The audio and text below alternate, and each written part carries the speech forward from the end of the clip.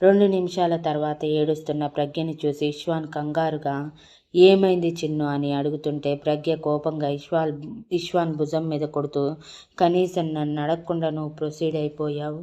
నువ్వన్న మాట నిజం చేశావు. మొన్న కూడా అంతే. సడన్గా వచ్చావు, ఏదేదో చేశావు, వెళ్ళిపోయావు అని మెహందీ రోజు రాత్రిని గుర్తు చేసుకుంది. ఆ రాత్రి గుర్తు చేసుకున్న ఇష్వాన్ కూడా బ్లష్ అవుతూ ఏంటో ఆ రోజు అలా జరిగిపోయింది అని ఆ రోజుని గుర్తు చేసుకున్నాడు. యాక్చువల్గా మెహందీ రోజు అమ్మాయిలకి మోచేతుల వరకు మెహందీ పెట్టడంతో అది ఆరటానికి చాలా టైం పట్టింది. ప్రజ్ఞ తన రూమ్లోనే ఉంటుందని తెలిసిన ఇష్వాన్ తన చేతికి పెట్టిన మెహందీ ఆరటమే వెంటనే కడిగోసుకొని ఎప్పట్లా కాకుండా దర్జాగా మెయిన్ డోర్ నుంచే ప్రజ్ఞ రూంలోకి దూరాడు. అప్పటికే ప్రజ్ఞ 2 చేతులు బార్లా చాపి కాళ్ళు కూడా సెంటర్ టేబుల్ మీద పెట్టి కూర్చుని ఉంది అలసటగా. పైగా తను లంగా ఓణీలో ఉండటమే ఓణీ కొంచెం పక్కకి జరిగి నడుము కనిపించాల్సిన అందాలు మిగిలిన అందాలు కనిపించాల్సినవి కనువిందు చేస్తూ ఉంటే ఇష్వాన్ కళ్ళు పెద్దవి చేసి అడుగు వేసుకుంటూ ప్రజ్ఞ ఎదురుగా నిలబడ్డాడు. ప్రజ్ఞ కళ్ళు మూసుకొని ఉండటంతో ఇష్వాన్ వచ్చింది చూడలేదు. ఇష్వాన్ మాత్రం ప్రజ్ఞ నడుం వైపే చూస్తూ చాలాసార్లు దాన్ని ముట్టుకొని ముద్దు పెట్టినా మళ్ళీ ఇప్పుడు పెళ్లి వల్ల నలుగుల వల్ల పచ్చగా మెరిసిపోతూ ఇంకా అందంగా కనిపిస్తూ ఉంటే దానిని ముట్టుకోవాలని ముద్దు పెట్టుకోవాలని బలంగా అనిపిస్తూ ఉండటంతో ప్రజ్ఞ పక్కన కూర్చొని తన నడుం మీద చేయి వేశాడు. సడన్గా మీద చేయి పడటంతో ఉలిక్కిపడిన ప్రజ్ఞ కళ్ళు తెరిచి చూస్తే ఇష్వాన్ని చూసి బావా అని పిలిచిన ఇష్వాన్ మాత్రం ప్రజ్ఞ వైపు చూడకుండా తన నడుముని తడుముతూ భలే ఉంది. మొన్నటి వరకు అసలు టైమే కుదరలేదు దీనిని పట్టించుకోవటానికి. పైగా స్టార్టప్ కంపెనీ స్టార్ట్ చేసే ఐడియాస్లో ఉండటంతో నీ మీద శ్రద్ధ తగ్గించాను. అందుకే ఏమో ఇలా అందంగా రెడీ అయ్యావు అని హస్కీ వాయిస్లో అంటుంటే ప్రజ్ఞ కుటికలు మింగుతూ బావా నువ్వెప్పుడు వచ్చావు అని అడిగింది. నువ్వు కళ్ళు మూసుకున్నప్పుడే వచ్చానే అని అనగానే ప్రజ్ఞ భయంగా ఇప్పుడు ఎందుకు వచ్చావు బావా? పెళ్లి వరకు ఇలా కలవకూడదని చెప్పారు కదా మన వాళ్ళు అని అంటే వాళ్ళు అంటూనే ఉంటారు, మనం పట్టించుకుంటామా ఏంటి? మన పని మనం చూసుకోవాలి అంతే అంటూ ప్రజ్ఞని దగ్గరికి లాక్కోవాలని చూశాడు. కానీ తన చేతులకు ఉన్న మెహందీ పోతుందేమోనని, పోతే మళ్ళీ చిన్నపిల్లలా ఏడుస్తుందేమోనని ఆగి ఇలా రావే అని తన ఒడి చూపించాడు.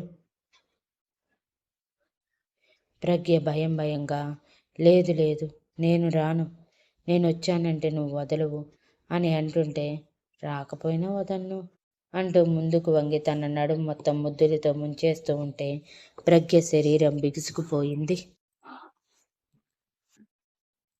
తన శరీరం మొత్తం కరెంట్ పాస్ అయినట్టు ఫీల్ అవుతూ కళ్ళు మూసేసింది ప్రజ్ఞ.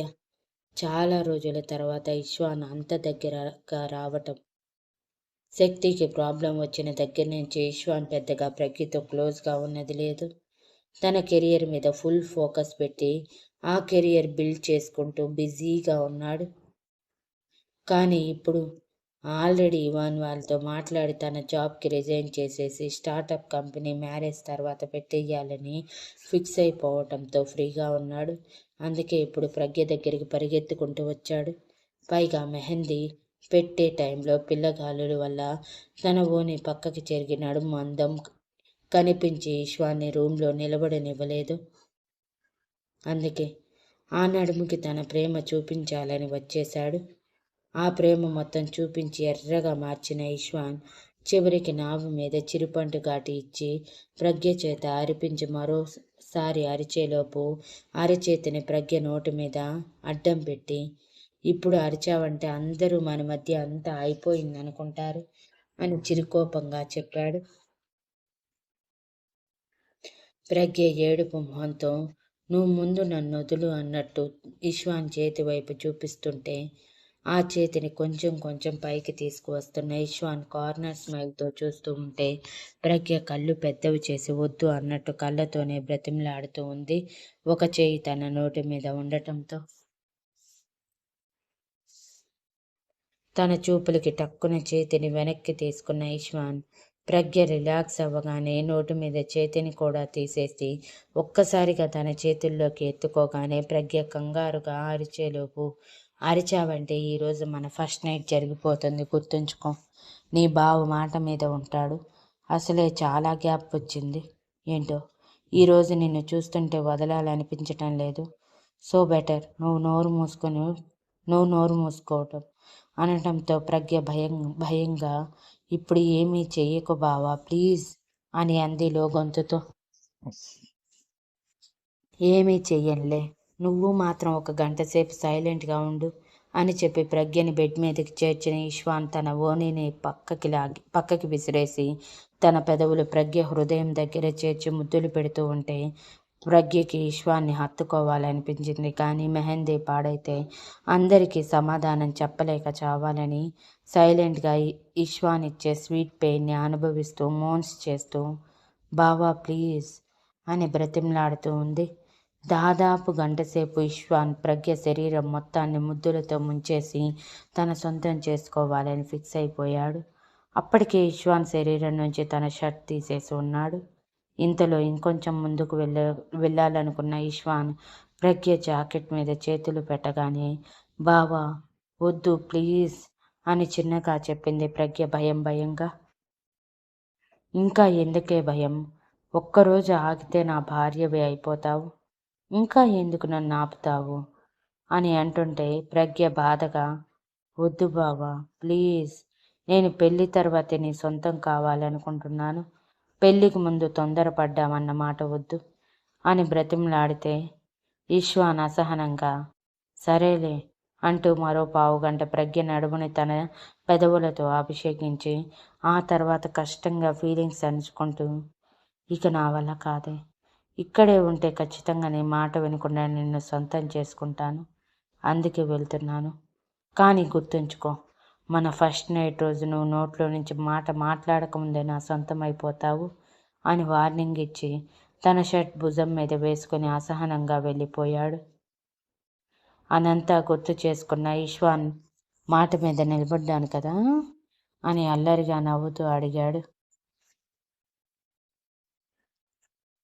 ప్రజ్ఞ చిరుకోపంగా అవును, మాట మీద నిలబడ్డావు.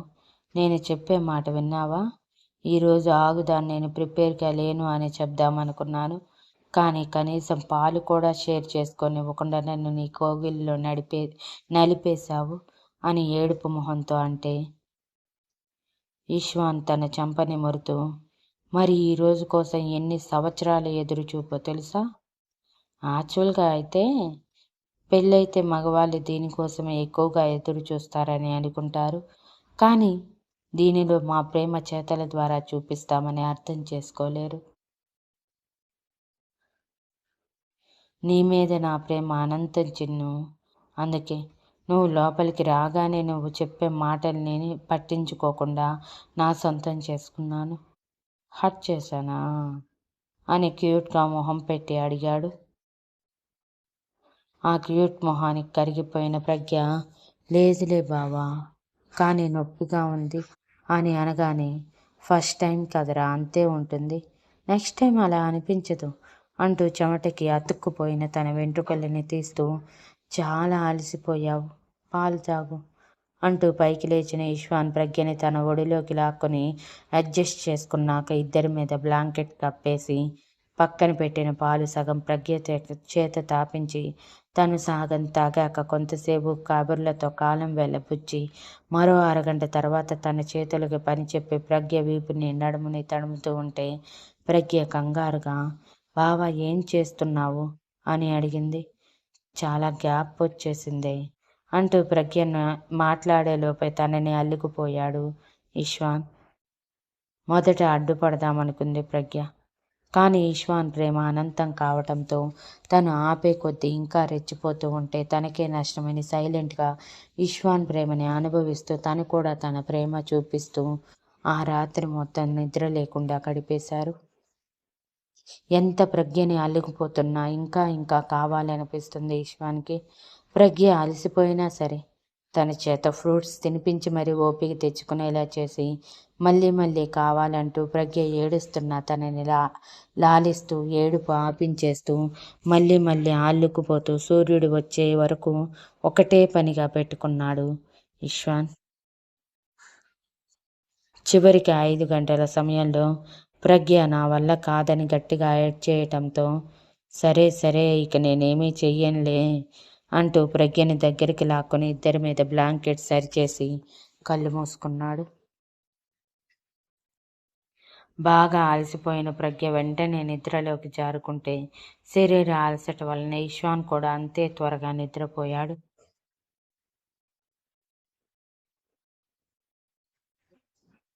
ఇప్పుడు మనం వేణు ఆద్యల దగ్గరికి వెళ్దాం పదండి.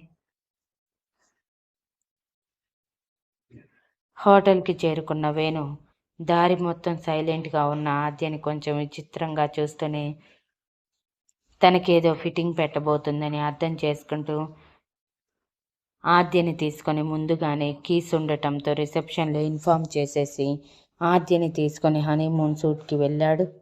లోపలికి వెళ్ళటమే వాతావరణం మారిపోయినట్టు ముక్కుపుటాలకి ఆరోమా స్మెల్ గట్టిగా తగిలి ఇంకా భయాన్ని పెంచింది ఆద్యలో.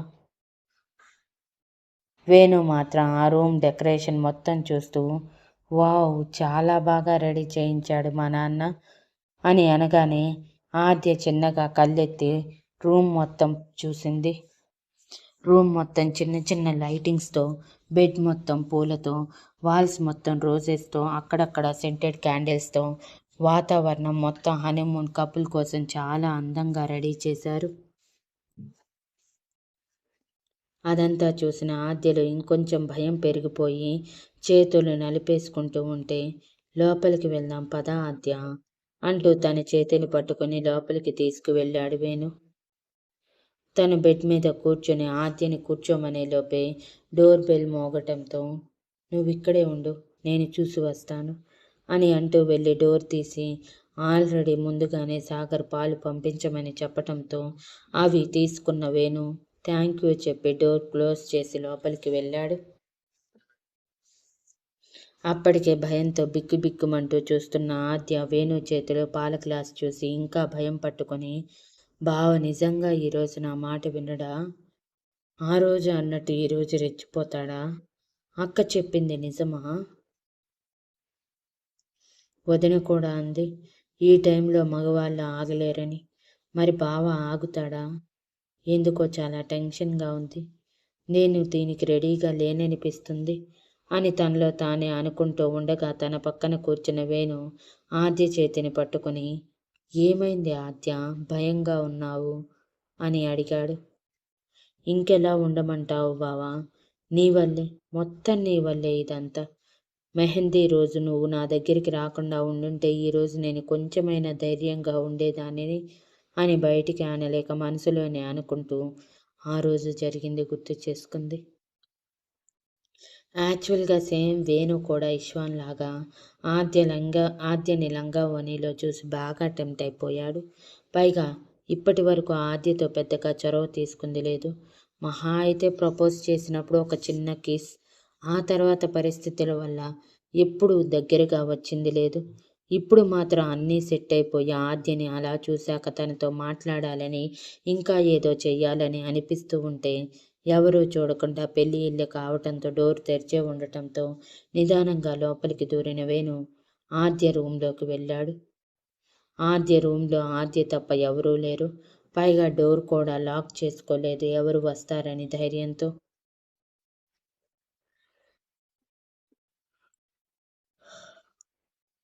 అదే ఈజీగా వేణు లోపలికి వచ్చేలా చేసింది. లోపలికి వచ్చిన వేణు డోర్ క్లోజ్ చేసి బెడ్ మీద కూర్చొని ఉన్న ఆద్యని చూసి ఆద్య అంటూ దగ్గరికి వెళ్ళాడు. సడన్గా వేణుని చూసిన ఆద్య బావా నువ్వేంటి ఇక్కడ అని కంగారుగా అడుగుతుంటే కంగారు పడికే ఎవరూ చూడలేదు అంటూ ఆద్య దగ్గరికి వెళ్ళిన వేణు తన నడుం చుట్టూ చేయి వేసి దగ్గరికి లాక్కున్నాడు. చేతులకి మెహందీ ఉండటంతో వేణుకి టచ్ అవ్వకుండా చేతులు పైకి పెట్టుకున్న ఆద్య, ఏం చేస్తున్నావు బావా అని వణుకుతున్న గొంతుతో అడిగింది. అప్పటికే వేణు చేతులు డైరెక్ట్గా నడుముని టచ్ చేయటంతో, ఏంటోనే ఈరోజు కుదురుగా ఉండటం లేదు నా మనసు. ఏదేదో కావాలని చెప్తుంది. నిన్నిలా చూస్తుంటే నాకు ముద్దు పెట్టుకోవాలనిపిస్తుంది ఆద్య అంటూ తన పెదవులు అందుకోవడానికి ముందుకు వస్తే ఆద్య కంగారుగా వెనక్కి జరిగి, బావా ఇప్పుడు వద్దు అని అంది. ప్లీజ్ ప్లీజ్ ఆద్య, ఇప్పుడు కాదనికే చాలా డిస్టర్బ్గా ఉంది. ఈ డిస్టర్బెన్స్ పోవాలంటే నీ ముద్దే మెడిసిన్ అని బ్రతిమలాడుతుంటే ఆద్యకి భయం వేసి, వద్దు బావా ప్లీజ్ బావా అని బ్రతిమలాడుతూ ఉంది. వేణుకి విసుగు వచ్చి, ఏంటే వద్దు, కాబోయే మొగుణ్ణి ఒక ముద్దు పెట్టుకుంటే ఏం పోతుంది? అందరూ నీలా ఉంటున్నారా? మరీ అప్పలమ్మలా తయారవుతున్నావు అని కోప్పడుతూనే బిక్కమొహం వేసిన ఆద్య పర్మిషన్ అడగకుండా ఈసారి పెదవులు అందుకున్నాడు.